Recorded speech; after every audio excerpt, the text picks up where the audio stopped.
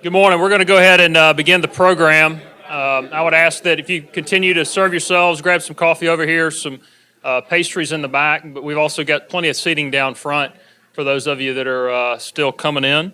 I would ask and remind you to turn your cell phones off or to put them in silent mode, please. Welcome to the final breakfast briefing of 2017. My name is Hunter Hill. I'm a member of the BGR Board of Directors and chairman of the Breakfast Briefings Committee. We're happy to welcome BGR members and all of our guests to this morning's event. We have a number of elected officials who have joined us today. Thank you for your public service and essential support of our work. You play a valuable role in implementing our recommendations. BGR is a nonprofit, nonpartisan public policy research firm dedicated to informed public policy making and the effective use of public resources. We publish influential, award-winning policy reports and monitor more than 70 government entities across Jefferson, Orleans, and St. Tammany Parishes. BGR's goal is the improvement of government in the greater New Orleans area. Breakfast briefings provide a critical opportunity to fulfill BGR's mission by allowing citizens and policymakers to discuss issues that affect all of our lives. And because St. Tammany Parish occupies a significant place on our dashboard, we are very pleased to be here today. We hope you will take advantage of the question and answer portion of today's program. You'll see the simple instructions, hopefully on everybody's seat, on how to use the Slido app or website to submit questions. And also, if you prefer to write your question on paper, feel free to do so and include your name if you'd like to be identified. The best way to stay on top of all BGR events and research is to become a member. This year, we put extra emphasis on building our member base and increasing dialogue with our members. Our members are an essential tool for amplifying BGR's good government recommendations. So if you're not currently a member, please consider joining the ranks of concerned citizens working to improve local government. We're now offering a host of new member benefits and increasing the overall value of BGR membership. And now to introduce our topic this morning is Dennis Waltering.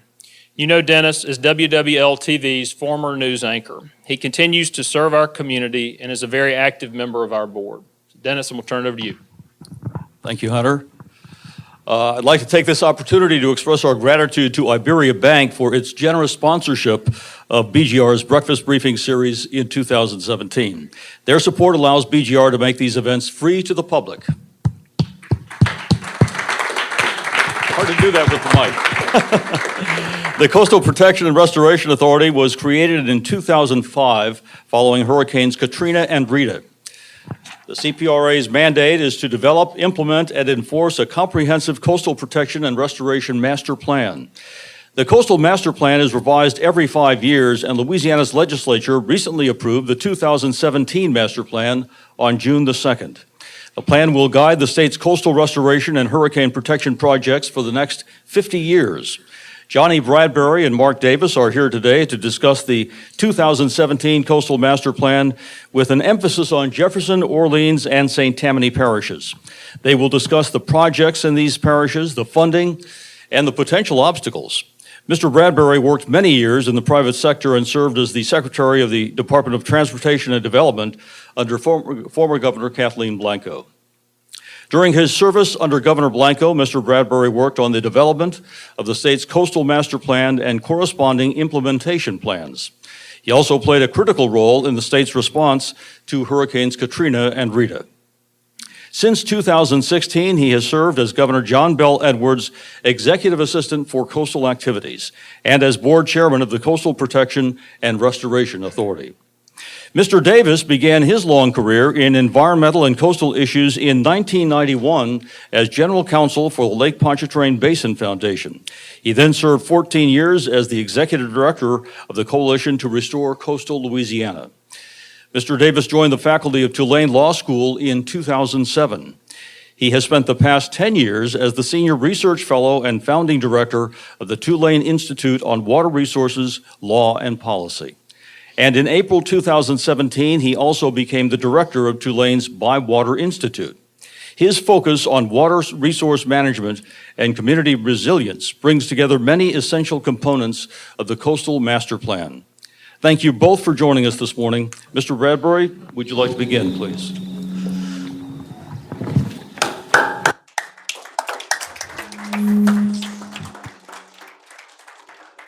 Thank you, Dennis. Can you hear me back there? Well, it's good to be here this morning. Good morning. We've got an echo here. Wonder if we can fix that. And again, the governor sends his apologies for not being able to be here this morning. He's in D.C. working the co-meet diversion, as well as talking to the Corps about some other issues that we have. And then he was at the White House yesterday trying to get more money for the flood of 2016.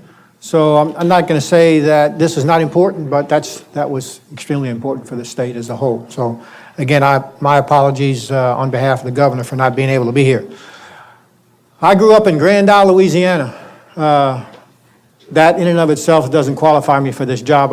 I did a lot of things in the marsh.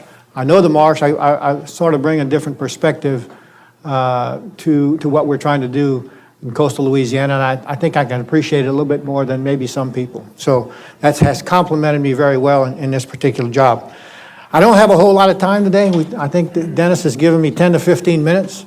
What I've tried to do is put a series of slides together, so I'm going to go through them very quickly. When I talk about this topic of the master plan, how it was developed, what impact it has, it's anywhere from a 45-minute to a 5-hour discussion. So what I'm going to try to do here is show you some slides to give you an appreciation on fundamentals first, because I think that's extremely important. Bluntly, the coast is in a crisis. In April of this year, April the 18th to be exact, the governor declared an emergency, the coastal Louisiana to be in a state of crisis and emergency. If you look at this first slide, all that red is what we've lost since 1932. It goes from 1932 to 2010. We've lost approximately 1,900 square miles of coastline. It's pretty drastic. If we do nothing going forward, the next 4 or 5 slides, if we do absolutely nothing, don't spend a dollar, this is what will happen to our coast, we predict, in the next 50 years. So in year 10, and when we put the master plan together, we put basically 3 scenarios together: a low scenario, a medium scenario, and a high scenario, what could possibly happen to the coast. In the medium, and what I'm going to show you here are slides that depict the medium scenario. In the medium scenario, we sea level rise is about 2 feet.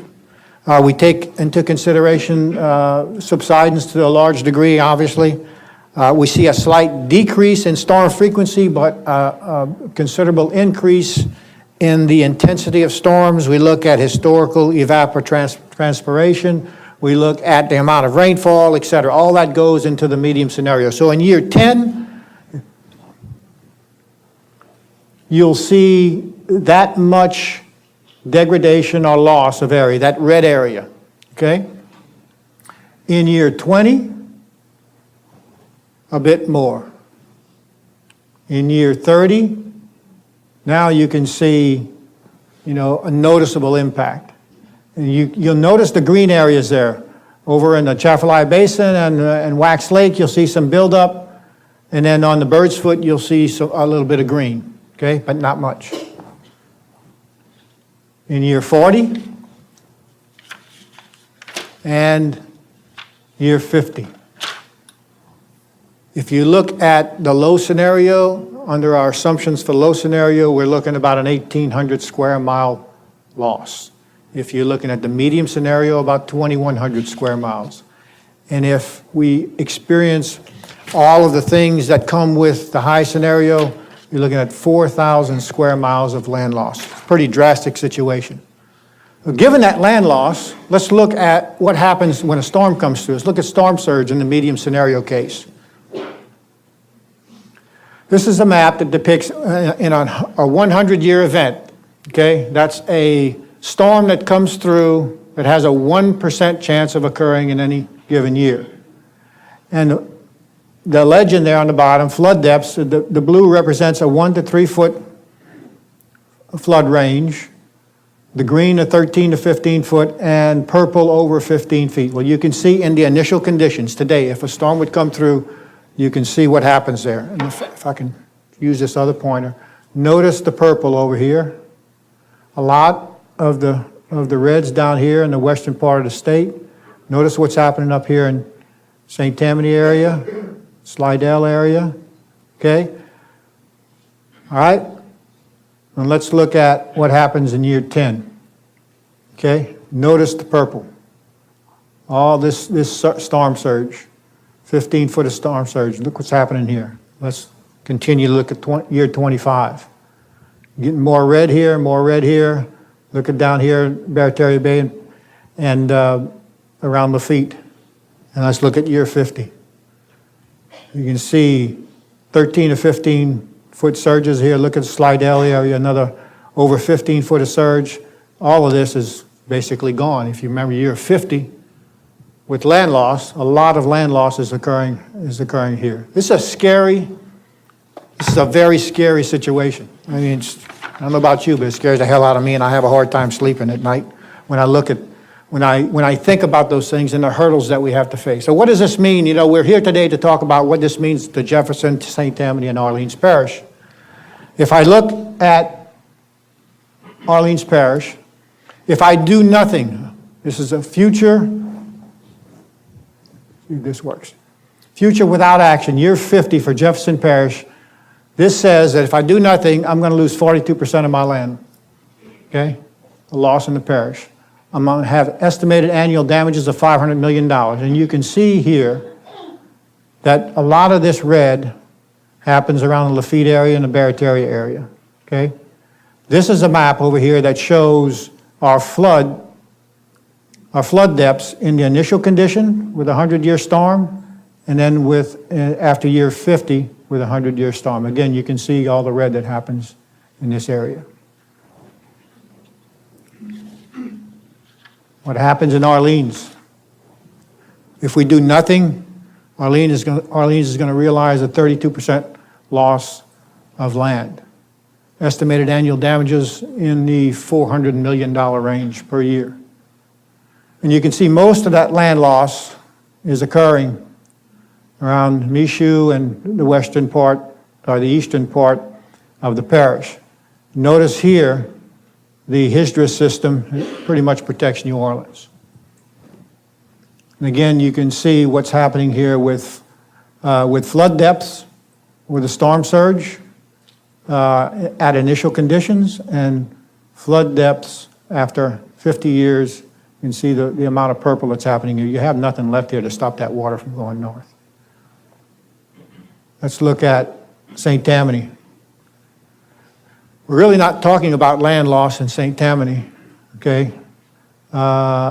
Oops, sorry.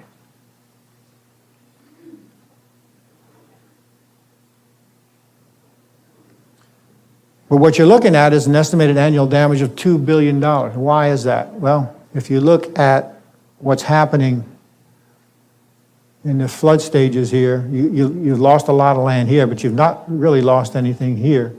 But what you have is flooding, a lot of flooding going on in these areas. You can see here after year 50, a lot of purple here. That's over 15 feet of flooding in the Slidell area. And this red area, 13 to 15 feet up and around Covington in this area. So it's pretty devastating. Not a pretty picture, not a pleasant topic to talk about, but one that's pretty real. So we've put together then the master plan, and what's at stake. We put together the master plan to really look at what it does to our homes, our jobs, our culture. How do we preserve those things? How do we protect ourselves? So what is the coastal master plan? In 2007, we put the first plan together when I was Secretary of DOT.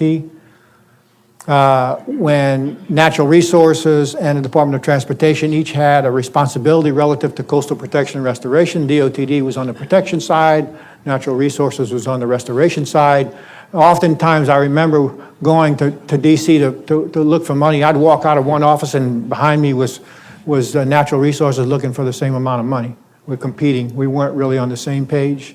Our efforts were disjointed. They weren't really what they needed to be to bring the maximum efficiency to how we protect and restore our coast. So we put together this master plan, developed the first one in 2007. By law, it's got to be updated every 5 years. We updated it in 2012, just recently updated in 2017. In both cases, in both updates, in 12 and 17, we've gotten unanimous approval through the legislature for those plans. That says something, about, particularly today, about the state of our state and the state of our country as relates to bipartisanship. So this is not a Democratic, this is not a Republican thing. It's a survival thing as far as I'm concerned. It's built on world-class science and engineering and recognized around the world as such. The thing that we have going for us is that we have tried very, very hard and very difficult, and we have to work on it all the time to keep politics out of this. Okay? This is not about that.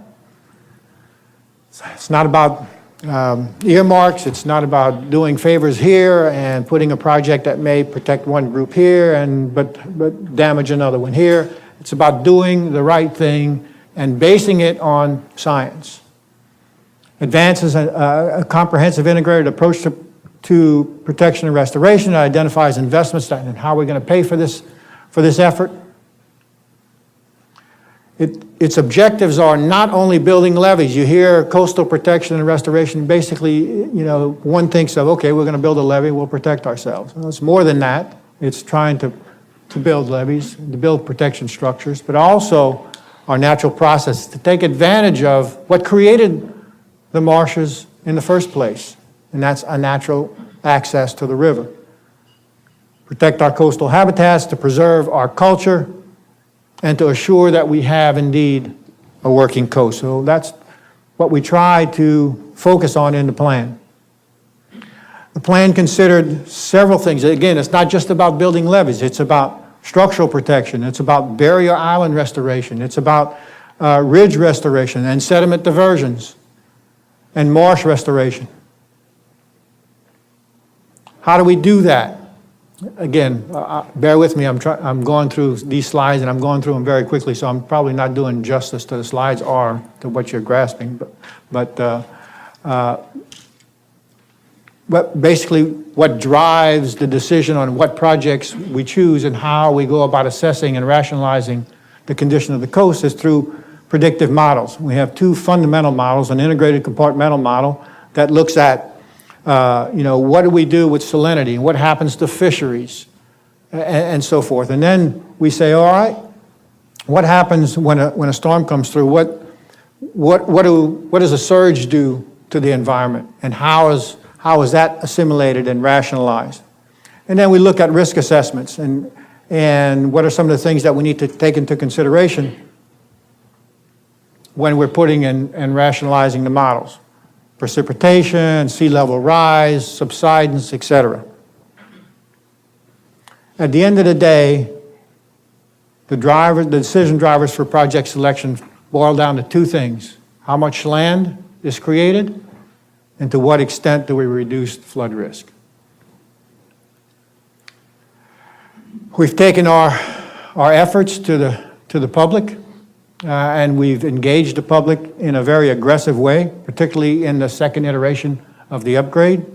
We've had many, many presentations, 115 general presentations of briefing. We've met with our advisory groups 55 times.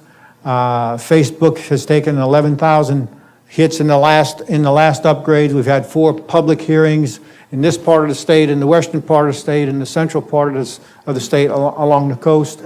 And so we've had engagement that has been very thorough, and from a citizen's perspective, we've had a lot of comments about being able to engage in the process of putting this plan and rationalizing this plan and putting it together.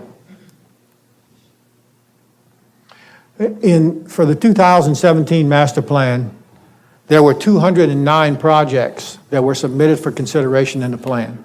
Of those 209 projects, if we were to do them all, we were talking about $150 to $175 billion. Well, it's impractical to come up with that amount of money. So we had to select, and choose those projects that we felt were the most impactful and that were reasonable to do in a time frame of 50 years. And we chose 50 years because we think that's about as far out in the future that we can look at. And we chose a $50 billion program because we felt that was a reasonable amount we think we could attain in this 50-year span. So we boiled it down to 124 projects are in the master plan. The other 85 or so, 90 that are not in the plan are good projects. It's not that they're not any good. We tried to select, however, those that represented the most value addition across the coast. By selecting those 124, we felt like we could reduce the damages on a yearly basis to $150 billion, and the land that is to be created and sustained in the plan is roughly 802 square miles. Ladies and gentlemen, we'll never get to where the marsh was in 2010. It's not going to happen. Okay? There are some situations out there that are irreversible. I don't care how much money we have. I don't care how quickly we can get a permit through the process. It's just not doable. But we can slow it down and we can sustain ourselves for a long time. If you take a closer look at the east, this is what the plan delivers. You'll notice the green in these areas. You notice what we're trying to do here to stop and to minimize this surge that's going to happen over in St. Tammany and Slidell and this whole area here in Covington. We're trying to build this up. So all this green is all what the plan delivers. And the red and sort of the light brown, these are all results of projects. All these little numbers you see, these are the projects that are going to be done in these areas. Okay? And barrier islands down here. So with the plan, Jefferson Parish, this future land change, that 42% of loss that we'll see, we can reduce that by 56% by applying this plan. We can reduce over a 25-year, oops, God darn it, sorry, wrong button. We can reduce on an annual basis our damages by $40 million, and over a 50-year span, we can reduce that by $300 million by delivering these projects, okay? In the master plan. In Orleans Parish, we can reduce that land loss by 83% if we implement this plan. We can reduce over a 25-year span, $70 million in annual damages and $200 million over 50 years. These are the projects that we're going to bring. 4 marsh creation projects, 2 structural protection, et cetera, et cetera. And by the way, I have parish fact sheets somewhere, Chuck, where you put them back there, that you can get off the net. But I brought 35 copies for each parish in color, so you can get an appreciation for what we're trying to do there. And then in St. Tammany Parish, not really looking at any land loss. Okay? What's important here is the reduction in economic damages. For 25 years, $0.8 billion. And then $1 billion over the 50-year span, and these are the projects we're going to deliver there. In total then, major master plan projects for Orleans, Jefferson, and St. Tammany Parish total about $11.4 billion of our $50 billion goal. That's over 20% for 3 parishes. We've got 20 parishes that make up the coast. And so these 3 parishes, which represent obviously less than 20% of the parishes in total, is going to receive $11.4 billion of the plan.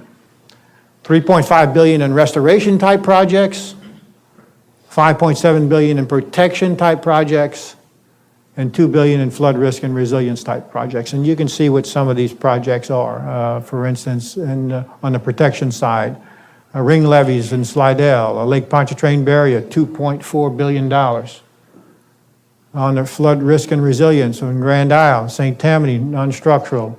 Lake Catherine, non-structural. Over on the restoration side, Jefferson Parish, the Barrier Island program, Lower Barataria Marsh creation in JP. Mid-Barataria sediment diversion in JP, $1 billion. So you can see these are the projects that are going to deliver better protection, restoration, and resilience to the area. So the plan delivers several things to us, but you can read them. It benefits our ecosystem, obviously, strengthens it, provides economic development opportunities, it builds and maintains land. And these are the objectives that we're striving for from the very beginning. Now, the big question is, we just got a couple more minutes here, where do we get our money? What is our money? If I look at the next 15 years, and I choose 15 years because the BP settlement is going to provide us money over this 15-year span. And that BP settlement money today is about $7.2 billion. But here's an overview of where we get our money. State mineral revenues. We're assuming for the next 15 years we're going to get $25 million in state monies. That's it. This year, last year, 16 and 17, we're talking about $16 million a year. That's peanuts. So we're driving our program now not on state funding. The state doesn't have any money to do that. Thank God, we've got a source of money to work with at this time. Now, in 08 and 09, the state with surplus that was there infused about $800 million into the coastal program. And we've just about spent all that money on the projects that we've done to date. But $375 million over this 15-year period, state mineral revenues. The Gulf of Mexico Energy Security Act is going to deliver over this 15-year period about $2.1 billion. Okay? That assumes that we receive the maximum amount of GOMESA monies, which is $176 million a year. 140 of that 176 comes directly to CPRA. 36 million goes to the parishes divvied up by formula. Okay? But it assumes the maximum amount of GOMESA we're going to realize. And then you have NERDA, Restore, and NFWF, NIFWF, what we call. And that's, if you add those numbers up, it adds up to about $7.2 billion. Now you'll see Restore Pot 2 money, $52 million with a question mark there. In Pot 2 Restore money, there was $1.6 billion in play. That's a part of the BP money where the 5 states that were affected by the spill have to compete for that $1.6 billion. And so we are hoping that, and we've positioned ourselves and hope that we can get at least $800 million of that 1.6. And I feel pretty good about it, but there's efforts out there to try to split the money evenly, and we were damaged the most, we ought to get the most, right? So that's the premise we're working on, but we really have to be on top of our business to get that money. And then CWIPRA, this Coastal Wetlands Planning, Protection and Restoration Act that was put in motion and supported by and created by John Breaux. Over this 15-year span, $1.1 billion.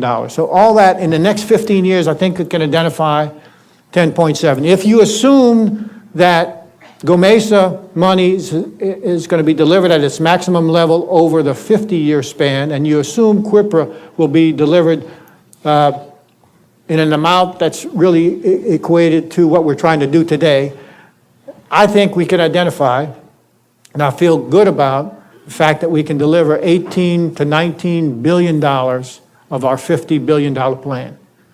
So what does that leave me? $32 billion short. Where are we going to get another $32 billion?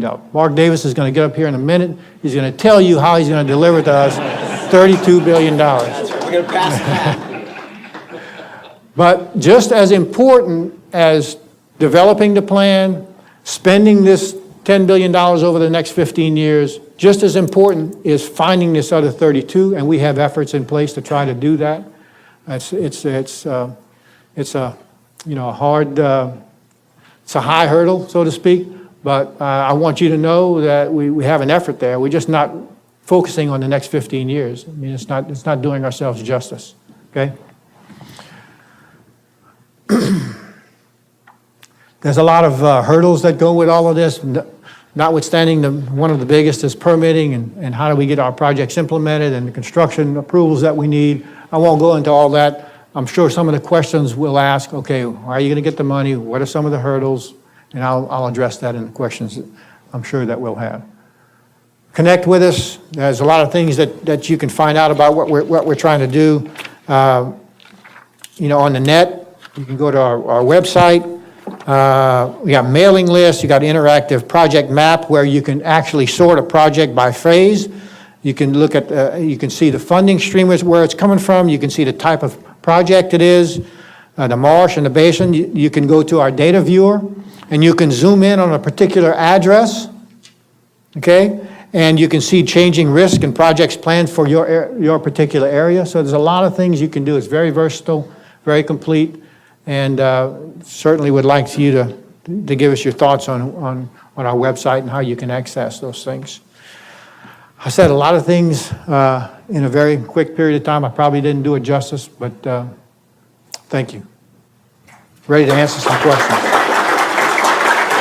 Well, good morning. Johnny, that was terrific. I mean, any questions?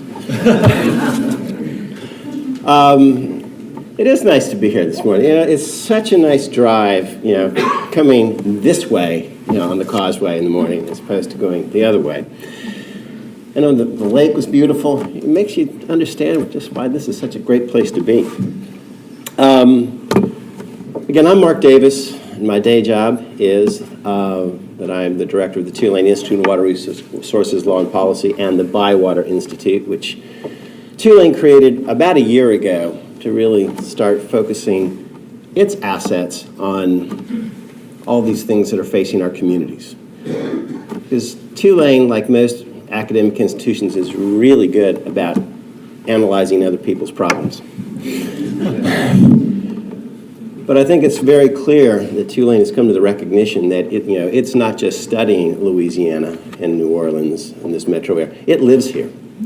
And the fate of the university is tied to the fate of this region. And it's going to require, that New Orleans and Tulane not stand apart from this coast, but find a way to be part of the solutions for this coast. And I think if you have not read the master plan, I really encourage you to do that.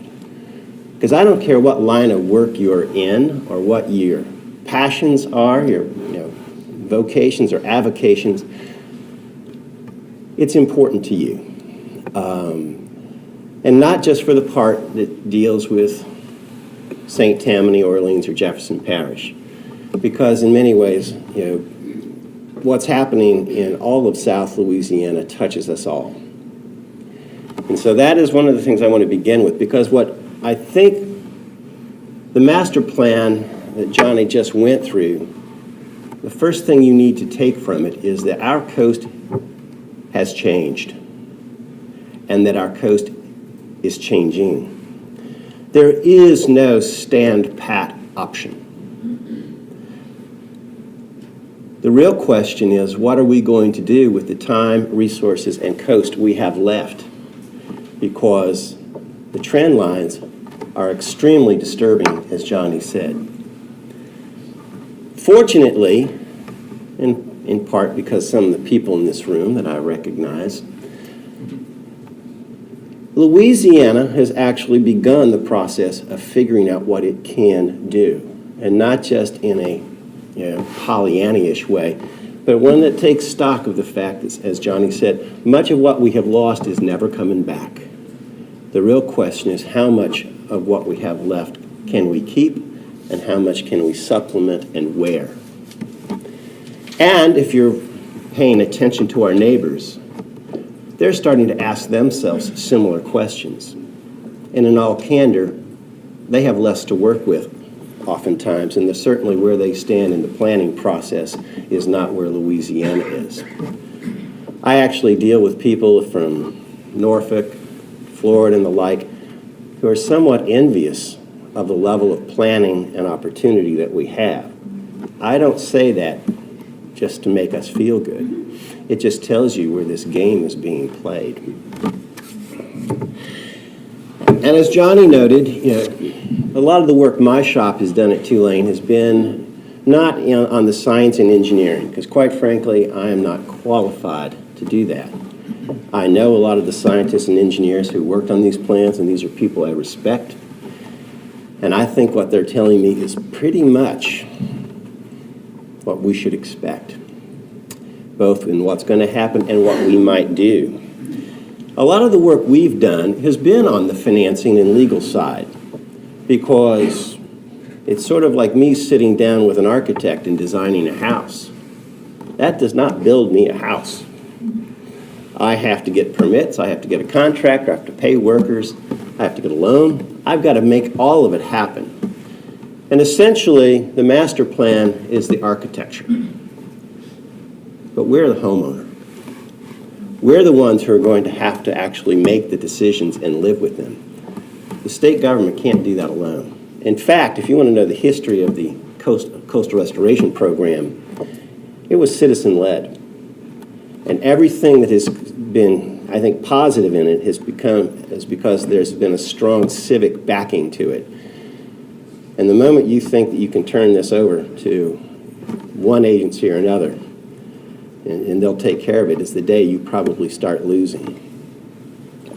I was taught that, gosh, in 1992 by the then parish engineer of Terrebonne Parish, after the Quipper statute had passed in 1989, the laws that created essentially what Johnny's now running and provided some level of funding. And a group of people who'd made that happen said, well, should we disband? This is what became the Coalition to Restore Coastal Louisiana, by the way. Have we passed the laws we said we were going to pass? Have we made it somebody's job? And a lot of people were ready to walk out of the room saying, yes, we have. And a fellow named Bob Jones raised his hand, and Bob was the parish engineer in Terrebonne. He said, I don't know about the rest of you, but my parish didn't get in this to pass laws and create programs. We got in this to save this coast, and I don't think we've done that yet. I've never forgotten that. And that's probably the one thing that, keeps me in this, is that if we're going to make this work, we're going to make this work. Because I want to make a couple of things clear to you. As you read the master plan, it's comprehensive in many ways, and Johnny just walked through a lot of the things which go into understanding what's happening in our coast: rain, subsidence, sea level rise, historic trends and compaction, development patterns, all sorts of things that you need to have a handle on. And quite frankly, it's not easy for any one person or agency to do that. But it's not comprehensive with a capital C, because there are a lot of things that aren't in it, and those are things that, quite frankly, you need to know about, because those burdens don't go away. Somebody still has to handle them, and those are often the ones that, quite frankly, local governments have to live with, and it's their citizens. For example, the Coastal Master Plan doesn't deal with the maintenance and rehabilitation of existing levees, floodwalls, and gates. Those remain essentially local government responsibilities, local taxpayer and ratepayers. It doesn't deal with subsidence management. It's terrific that the coastal plans are beginning to really consider what drives the sinking of our soils. But knowing they're sinking doesn't mean you're managing. And quite frankly, that's going to have to be somebody's job, particularly in developed areas like Orleans and Jefferson. Because every day that we allow ourselves to sink is a day that we drive risk. You've all heard that New Orleans is a below sea level city, and it was crazy for us to build one there. It was not below sea level when it was founded. Jefferson Parish was not below sea level when it was founded. They couldn't be. Lake Pontchartrain is part of the Gulf of Mexico. It's sea level. If you were below sea level, you'd have been part of the lake. We built the bowl, we sank the cities, and we had reasons for it, but now we're living with the consequences. And believe it or not, other cities have started to figure this out. In fact, Houston, in the 1970s, after sinking several subdivisions, created a subsidence management district in Harris County. It doesn't make their problems go away, as we just saw, but their problems would have been immeasurably worse had they been sinking their city at the rate they were in the 60s and early 70s. The master plan doesn't cover drinking water. It's dealing essentially with what you see on the surface of the land and its relationship to surface water. But there are things that happen below ground as our coast changes. You're certainly seeing this in St. John, St. Charles, seeing it in Plaquemines, where the drinking water supplies are being compromised. And a city or a town that doesn't have drinking water doesn't have a future. And as the coast retreats, one of the things you have to keep in mind is that the freshwater-saltwater interface moves north. when I sat down with, water planners, at the utilities in New Orleans several years ago, I said, what is it that worries you going forward? And they said, what really worries us is there a day in the future when we have salt water at our freshwater intakes because we don't have a plan for maintaining a water supply for days when that might be the case. And this already happens in Plaquemines, by the way. Plaquemines, during drought periods, has to bring water in from Jefferson, St. Bernard, and Orleans, because salt water moves in the bottom of the river and it hits the intakes. Think of the industries that have to deal with this. It's already happened to Baie-Lafourche. We've had industries that essentially found that their processed water wasn't as fresh as they needed it, and it compromises your ability to do business. So think about that, because that's not in the master plan, but it doesn't mean that it shouldn't be in your planning. And local drainage. Yes, precipitation patterns are in the master plan. Managing precipitation is not. And one of the problems we have in the way we manage our risks, not just in Louisiana, you see this elsewhere, is that we plan for the vector, not for the event. Inundation, flooding, is the risk that we live with. But in New Orleans and Jefferson, the way we manage flooding risk from the river is hugely different from the way we manage flooding risk from the Gulf and the lake, and the way we manage flooding risk from the sky. We have essentially a once-in-a-biblical event kind of planning effort for river flooding. It's basically policy never to let it happen, ever. And that's in part because they didn't have 1 in 100-year levels. The metrics weren't there. They just said, we're going to build high, we're going to build strong, and we're going to keep it that way. Hurricane protection levees came along at a different period of time, and we had different standards. And we found after Hurricanes Katrina and Rita that those standards weren't quite up to snuff. So now we plan for a 1 in 100-year level event, which is an insane level of management for a major metropolitan area. But it's a heck of a lot more than we do for rain.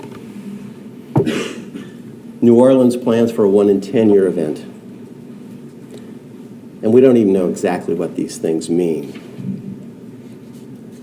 Because how many 1 in 10-year, 100-year, 500-year inundation events have we seen in our communities? I mean, what happened in Houston was tragic, but it looked a whole lot like what happened in Baton Rouge and the Upper Maurepas, and in Southwest Louisiana, down in Cameron a year ago.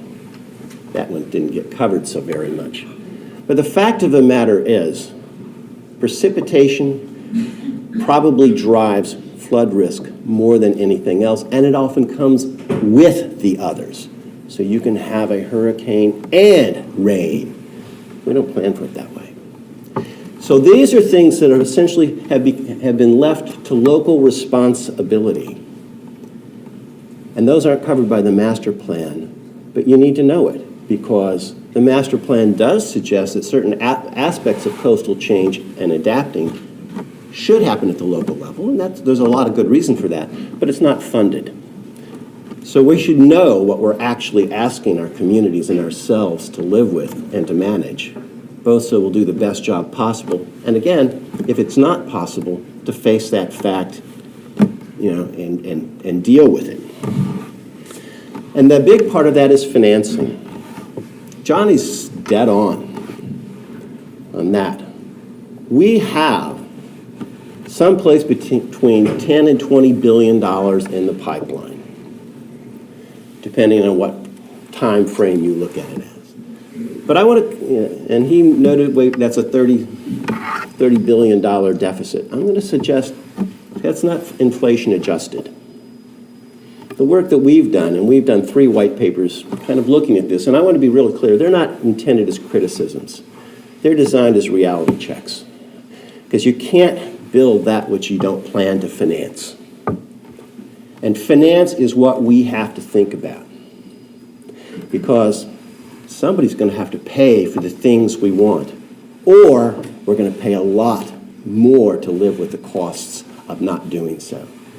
So I want to be very clear that I'm starting from the proposition that I think the things in the master plan, and quite frankly in local plans, urban water plans, some of the drainage plans, hurricane protection plans, these are worth it. They protect things of greater value than the costs that Johnny has put forth in his plan. And I've looked at it and I believe that. But it doesn't mean it gets paid for. And right now, most of the dollars that Johnny played out came from the Deepwater Horizon. And I'd hate to say that that was a blessing, because when catastrophe is your financing plan, you don't have a plan. Because the burdens that you incur when you wait for bad things to happen, it's like me hoping I get hit by a car so I can go to Morris Bart to pay for my kids' college. Maybe that's how it works. It's not a plan. So I want us all to think about that, because ultimately, the plans that Johnny put forth, and they'll change 5 years from now, and you should be part of that change, are going to be dependent upon what we're willing to live with, what we're willing to commit to, and what we're willing to pay for. I mean, I live in a city, which is New Orleans, which currently expects a fair amount of federal assistance to handle drainage. The drainage system in New Orleans, it was built for a city of nearly 700,000 people. We're not close to that, so our ability to pay for it with rates is different than it was in the 1960s. But that was internally financed. The levees along the river were initially internally financed. They didn't become federalized until the 1920s, after the 1927 flood. So the idea that it costs too much for us to invest in our future that's not the history that we inherited. Now, it doesn't mean that we have to choose to do that, but it is a choice. Because right now, there is a very significant deficit. Some of it will be paid for with federal monies. But federal monies are the trailing dollars. Generally speaking, it requires a cost share of 35% if you want federal money for your project. And that money doesn't get appropriated until you've put your money on the table. And even in an era when we're talking about a vast new infrastructure program, the only proposals we've seen out of the White House actually turn that 35 into 10%. They're essentially going to require, it's going to be 10% federal. So I want to be very clear that they're expecting bigger projects, but more local contribution.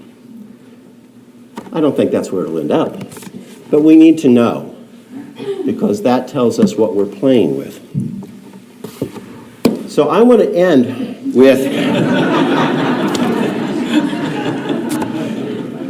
with just one reminder, and that is, if we do not plan for our coasts and communities, somebody else will, and we're not going to like it. Insurance companies are going to plan. People who do bond ratings are going to plan. Companies that are going to decide whether to locate or remain in our communities are going to plan. And people who are going to decide whether this is where they want to raise their families are going to decide. And those things, their planning process is going to be based on a completely different set of characteristics. And keep in mind that there's only one reason that Louisiana has a statewide building code today, and that's because the insurance industry said, if you don't have one, we're not coming back after Katrina and Rita. We're going to hear more of those things after this storm season. And we're going to be competing with places that, quite frankly, thought they'd had it figured out. So this is our chance. The governor's right. Our coast is in a state of emergency. but that means we are in a state of emergency. Fortunately, I think we have a plan. We have plans and opportunities to go forward. But the real challenge is not so much engineering, science, or law. It's civics. What are we willing to learn and do and teach others in the process? Thanks.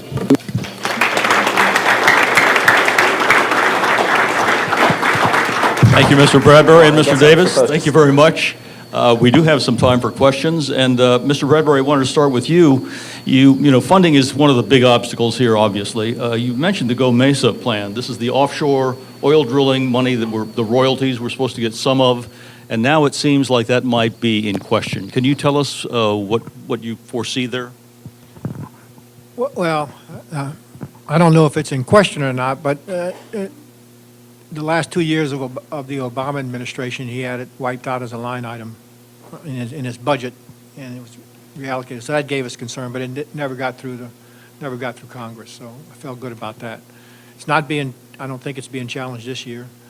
The problem we have with Go Mesa is whether or not it's going to deliver the $176 million through production that is supposed to deliver.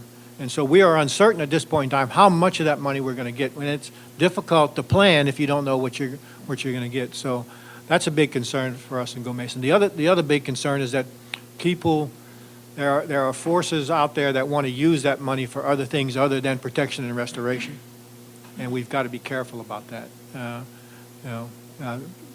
There's not a month that goes by that I'm not challenged with explaining why that money needs to stay where it is. Now, the state has mandated that Go Mesa money will be used for protection and restoration. But, lawmakers sometimes want to change the laws, right? And so there are always challenges out there. But I feel good about the fact today that Go Mesa will be a realization. What I don't feel good about is how much we're going to get and I'm not sure about how much we're going to get on a year-to-year basis. Thank you, Mr. Davis. There's a lot of ongoing research. Someone in the audience is asking, using oil industry data to study coastal processes, what are the plans to further engage the industry at the coastal program? I wish I knew, but it's a great question. I mean, I think the place where we see the greatest opportunity is probably with seismic data, because right now, again, planning for subsidence requires that you understand what's going on underground. And a lot of the information about that is held within the oil and gas industry. They have made some donations of seismic information to the University of New Orleans, and that's being used in coastal planning. But by and large, the state doesn't have any clear idea of what is driving subsidence in major parts of our coast. And there are reasons for that. First of all, we never required the industry to share seismic information with the state. Unlike the feds, if I was shooting seismic in federal water, I share the seismic with the federal government. That wasn't done in Louisiana. And also, we don't meter wells. So it's not just oil and gas that comes out of the ground, it's water. So we have no idea how much water may be coming out of coastal Louisiana and what that might be doing to subsidence rates. So I do think that sharing that information is hugely valuable. It doesn't really cost the industry anything, and there are certainly ways that you can, mask the proprietary aspects of it. But I think that right now that would be, the one place that I think, really a partnership with the industry would be not only possible but hugely beneficial. Mr. Bradberry, George Mall asks, how much would flood risk be reduced by removing levees below New Orleans? Geez, I don't know. It's a tough question. We could probably come up with the answer, at least give you a range of possibilities, but pinpoint what it's actually going to reduce us by. It's hard for me to say on the top of my head at this 10 seconds. Not a good answer. Okay. All right, Mr. Davis, there's discussion about privatizing the National Flood Insurance Program. What's your perception of that? Good idea or not? Well, when I put on my libertarian hat, I think, yes, that's a great idea. People should pay the cost of things. In a practical sense, I don't think it's likely, partly because we've already induced people to live in places where there is risk, and the risk is changing. And I don't think you can move people and businesses quickly enough to safe places if you can identify them. So my guess is that we're probably going to keep the flood insurance program in some recognizable form. I believe it will put more market value into it, but I think the shock to the system would be too extreme right now. And I think after what we just saw in Florida and in Texas, and keep in mind that in Texas, how many of those flooded areas were not covered by flood insurance? I think those are going to be covered by flood insurance, or people will be getting flood insurance. That is just going to be, that would be too big a shift right now. My guess is that we'll probably have a national conversation about natural hazards insurance. The curious thing is we may end up with a kind of a single payer natural hazards policy program before we have one for healthcare. But I think that there are reasons for that. Mr. Bradberry, what major projects are underway right now in South Louisiana? Well, there are several. There's a lot on the engineering and design phase that we're working on. We're just starting to get the money in from the BP spill. We're starting to realize that flow stream.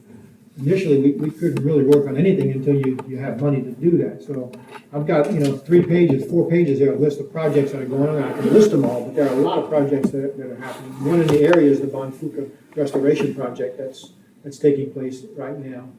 But we're working on mid-barrier diversion. We're working on West Bank and vicinity history system. We're working on the SELA history system. I mean, again, I have 3 pages here in front of me. I'm not sure you want me to regurgitate all those, but a lot of them you can access on the net and on our website, and fact sheets there also back there can tell you that. Funding is obviously a huge obstacle. What are some of the other obstacles these projects face? Well, I'll go back to funding. Here's one that keeps me awake at night. To build a $14.5 billion system around New Orleans and southeast Louisiana, we had to come up with our cost share for that project. That translates to us having a commitment to pay back the federal government $100 million a year once the total project is delivered. Where am I going to get $100 million? If I have to take that out of my program, and I cannot take it from BP money, won't allow us to do that. Could come from GOMESA, or it's got to come from the state. But it puts a huge hole in our program if we have to do that. So that's one of the things that keep me awake at night. Another thing that keeps me awake at night is the speed at which we receive our permitting. The best way we can leverage the $10.7 billion commitment that we have to do in the next few years, the next 15 years, is to do them as quickly as possible. And you've heard me say we're out of time. We don't have any more time. Some situations are irreversible. If I don't act within this window of opportunity, then I won't be able to do anything about it. So I've got to spend this money as fast as I can and still maintain the quality and the protection that I need. In order to do that, I need to have a permitting process that allows me to do that. And right now, it's a big hurdle with the Corps, and it's a big hurdle with federal agencies. And so that is an obstacle that keeps me awake at night. And then the third one is, and I think Mr. Davis alluded to it, and that's the operations and maintenance costs it's going to take to operate these systems that we put in place. Okay, the Corps puts something in place, and then they turn it over to us and say, "Here, you go maintain it." Well, that's all nice and fine. I just need the money to do it, and that's not part of our implementation budget. And so we're talking about a huge amount of dollars in order to do that, and that's a very, very serious commitment. Mr. Davis, you talk about the things we needed to know more about. What about subsidence? What did Houston learn? What should we learn from their experience with subsidence? I get to use the Tony Orlando mic now. I think the first thing that I draw from this is that these are management issues. These are not mysteries. There's a lot we know about what's going on beneath our feet, but we have not necessarily built it into the plans and decisions that we're making. And I think when I look at a place like Houston, first of all, a place that does not believe in zoning believes in subsidence management. A place that understands that, subsurface withdrawals of water, oil, and gas, all sorts of things are part of your economy and culture, has figured out that this is not alien to your economy and culture. And they understood that if you don't make it somebody's job, the job doesn't get done. Those are the things I draw from it. Now, it doesn't necessarily mean I think that, we would need to do it the same way.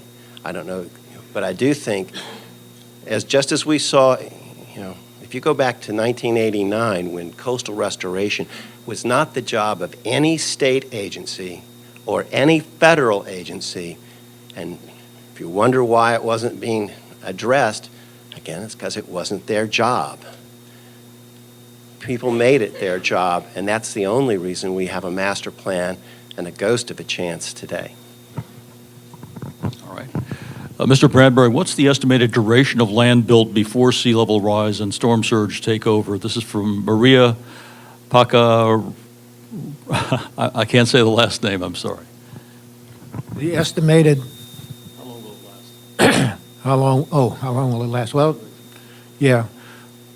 Well, it depends, obviously, on the commitment you have to continue to maintain what you've built, and having a program in place that allows you to monitor the degradation as it happens, and to also monitor the accretion as it happens. So it's difficult to say,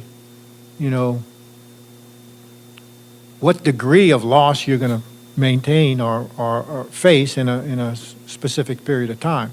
I would say that the 802 square miles of land that we're going to realize from this program has a degree of maintenance that has to be applied to it. So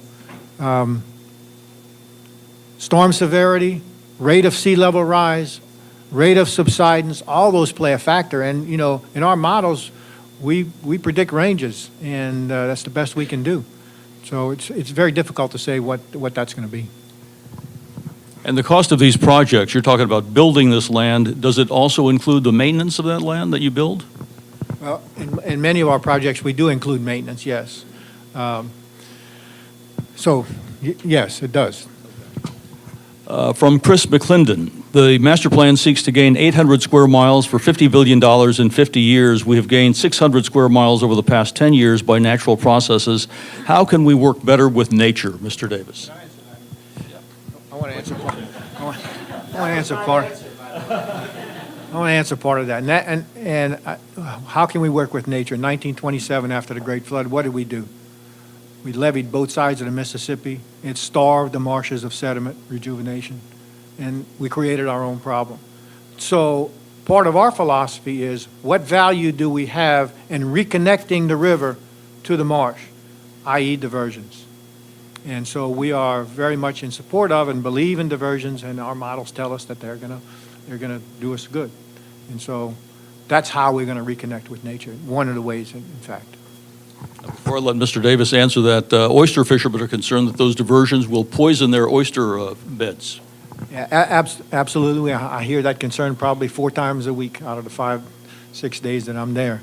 And that is a concern. And so we have to monitor salinity levels. We have to come up with ways in which we can make sure that we preserve the oyster industry. And we're working with them to do that, although it's very difficult at times. But I want the public to know that this is not something that goes in one ear at 10 mile an hour, out of the other one at 90. Okay, we're listening to them. We're trying to make sure that we can indeed work with the industry and preserve that industry. It's part of our culture, and it's part of the things that drive the economic value of the state. How can we work better with nature? Well, I think we have to understand that that's how we got here. And that if you don't understand the processes that built this place, and that's where I think, again, nature is not just the surface. The nature is also understanding what's beneath your feet, because, subsidence rates vary. The things that drive, land loss vary. So if you don't understand those things, you're working against nature. Also, I think that, for example, you can muscle water and sediment around, but it costs a bundle. The more that you're actually using the natural processes that built this place, the easier it is to do that. And also getting to, I think, the point that, about the oyster fishermen. The more you can make this, a matter of what are the natural rhythms of this place, the more people seem to be willing to live with it. I mean, one thing I can tell you is that, whether we put water back out and sediment back into our estuaries to build land and keep us here or not, you are not going to have the same fisheries 20 years from now that you have today. Because essentially right now, instead of a river diversion program, we have a Gulf of Mexico diversion program. We're bringing salt water into areas that we have never seen it in human experience. So just understand that change is coming, as I said, and there is no status quo. You have to decide what you want to get. And that's where I think understanding that the natural part of this system is that it always changed anyway. I mean, I drive through New Orleans and I can see vestigial channels of the Mississippi River when I drive through City Park and by Dillard University. I can go down by Lafourche and know that, 100 years, a little more than 100 years ago, in high water stage, it could carry 12% of the flow of the Mississippi River. That's not the world we live in today. So we have to, I think, understand not only where we're coming from, but where we're going, but also that way, if we're going to use this river system and the ecology, because keep in mind, it's not just what you can build with river sediments. You can grow soil here. A lot of our soils are organic, so it's not just a question of offsetting an inch of subsidence with an inch of river sediments. If you have doubt about that, let's go to the Atchafalaya, and I can show you places where we are not only building land, but we have filled in essentially a swamp system in an era of rising seas and subsidence. Doesn't mean you can keep it all.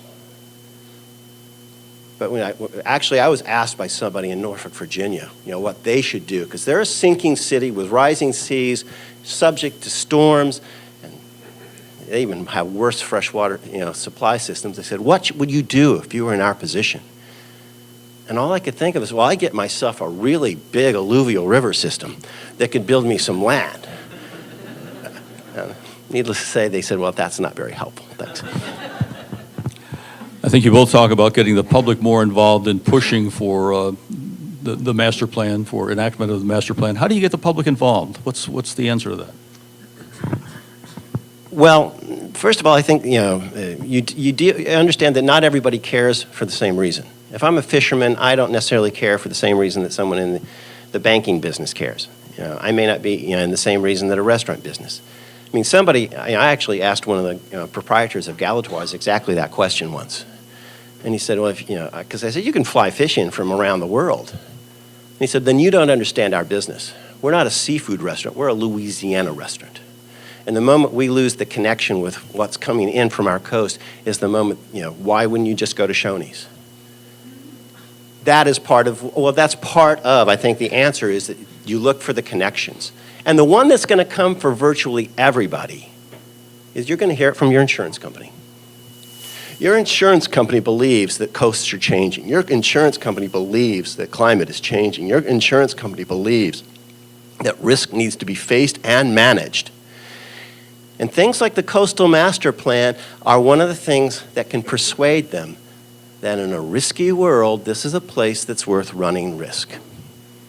We've already seen that in New Orleans, like with the University Medical Plan, the new campus there. That was an astounding investment, and one that was going to cost a bundle to insure. But to be honest, and from talking to the underwriting team, they explained to me that they thought it was going to cost so much that LSU might not be able to handle it. But by the time they explained to the entire insuring team, which was mostly international, that we were building to different standards. We had different levee systems. We had urban water plans. We had all these things. They said, it looks like you're managing risk. We'll go with you. And it cost less than they expected.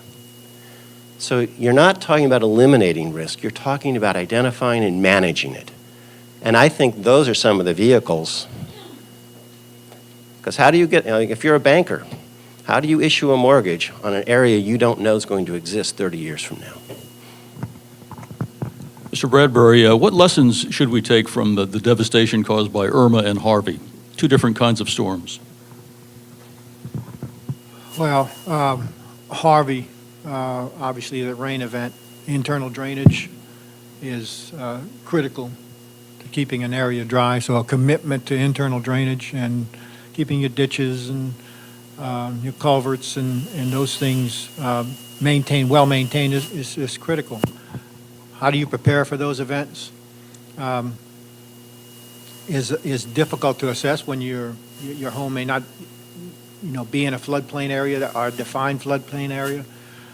But there are a lot of efforts going on around the state right now. In fact, we have a floodplain management effort that we're about to take and participate in across the entire state that will help us define what watersheds do, what effect they have on each other. Watersheds know no boundary lines, and so what we're trying to get a fix on is how we can implement projects in the future that will affect not only one area, but how it affects other areas, and where do we need to spend the limited amount of dollars that we have.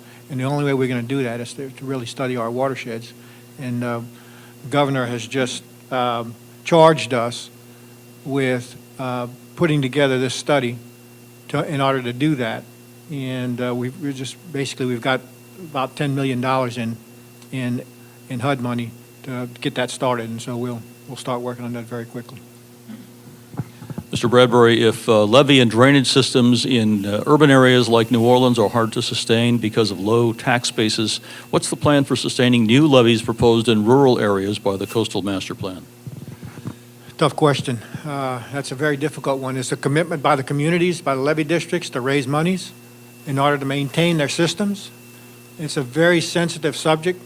The paradigm today is that we have a lot of money. We've got BP settlement money, we've got GOMESA money coming in. That money should be used for that maintenance. Well, we've got to get the projects done. And so a commitment by communities to help sustain and maintain their systems is critical. And some communities are willing to do that, others are not. And so it's how do we change the paradigm of how you take care of a system that you've implemented for the long term. And that's it's not a very easy subject to approach and to deal with. All right, what about the rate of land loss? I think it's declining, I've heard, along the coast. What does that tell us? First of all, it tells you we've already lost a lot of land. That I think that the easiest land to lose, we've already lost. And there's just, again, when you look at the pictures that Johnny put up, that huge amounts of vulnerable areas are gone. The second thing is that some of the things we're doing do matter. I mean, we don't explore for oil and gas the same way we did. We don't do navigation canals the way we did. We're more serious about mitigating for wetland loss than we once were. And if you want to know how that actually fits in, take a look at Houston, where, quite frankly, mitigation was taken as a far less serious matter, and they lost some of their sump areas. Now, 50 inches of rain is going to overwhelm just about everything, but still, you start understanding that the decisions that you make, at one point tend to come back to revisit you. So I think that right now, the choices that we're going to be facing are going to be, really influenced by some of these lessons that we're being taught right now. And so, I'm really looking forward to kind of learning the lessons that are going to come out of this storm season, which, by the way, is not over. And regrettably, we have friends in the Caribbean are being revisited today. And I think that's the other thing we should understand is that we can make all these plans we want, but we're one storm away from the decision clock being reset, and it doesn't have to hit us. That's the other thing, if the insurance industry or the financial sectors look at what's happening in Florida and Texas this year and decide we're going to evaluate coastal risk differently, it doesn't have to actually be our storm for it to be, us to be also in the eye of the aftermath. So that's the other reason, I think, and going back to what Johnny was just saying about local commitment, we should be really smart about what we commit to.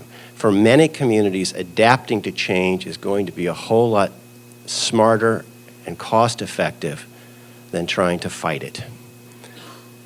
That's not the lesson that everybody wants to draw. It's not the message everyone wants to hear. But I have a feeling that it's going to be the reality that we're looking at. And Mr. Bradberry wants to respond as well. Yeah, I want to respond to you hear the cliche, of the statistic used that we lose a football field of land every hour. For the football field itself, that equates to about 18 to 19 acres a day. If you add the end zones, it's about 29 acres a day, okay? Well, the USGS just came out with their recent study and update of land loss, and it made a comparison. It looks like we lose a football field of land every 100 minutes now, as opposed to 60 minutes. Should we all get up and clap for that? I don't think so. It's still a huge problem. We always keep our eye on that ball, but getting these projects done, having a commitment by the communities and the state to make it real. A lot of people can't see the coast. You have a lot of fishermen and a lot of duck hunters, but you got to see it from the air. Okay, you have an appreciation for really what's happening out there. And I'll just digress for 1 second about my childhood. Lived in the marsh, played in it, did all kind of things in it, things that you probably wouldn't know you could do in the marsh, but I did. But I remember standing on top of the Leeville Bridge back in the 60s, and I could see nothing but land out there, and little crevasses and canals and so forth. You stand on the Leeville Bridge today, and it's almost all open water. And I could, the transformation of what we faced due to hurricanes and tidal action and the complexity of our coast and the dynamics of our coast, it's always changing, like Mark said. And that's one of the hurdles that we have. You asked me to talk about hurdles just a few minutes ago. One of the hurdles is the complexity of our coast. It's very dynamic, it's ever changing, and to understand it takes a lot of effort. And we're putting that effort in there. I wanted to give you that confidence level that we are. Thank you. Thank you, gentlemen. That's all the time we have for questions. Thank you very much. Thanks to Iberia Bank for generous sponsorship of the breakfast briefing, and thanks to all of you for being with us this morning. We hope this event has been informative. Have a great day.